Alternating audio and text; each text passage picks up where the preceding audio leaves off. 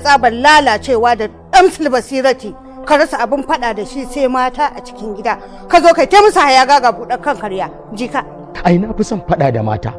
Duk namijin da yake fada da dan uwansa namiji bai morewa rayuwa ba. Kuda kai da mace in ta sa ma yatsa ka sa mata yatsa shine burgewa. Jika sha ke ma sha me shashashan gurare.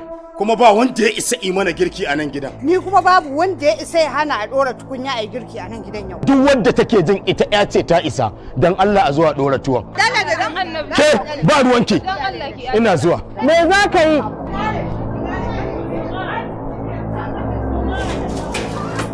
Wallahi ba mai mana hidima. Kai! Ba mai mana kace. Usman! Inna lillahi wa inna ilaihi raji'un. Inna lillahi wa inna ilaihi raji'un. Hajiya. Wanda ta isa ta zo ta kare mana wani abu a nan gidan. Wallahi ba za a yi mana dahuwar abinci a cikin gidan nan ba. Sai na gani. Kai, kar ka sake ka yi.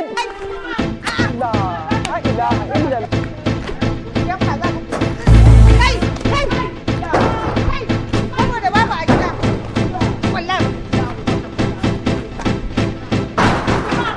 Mu gani.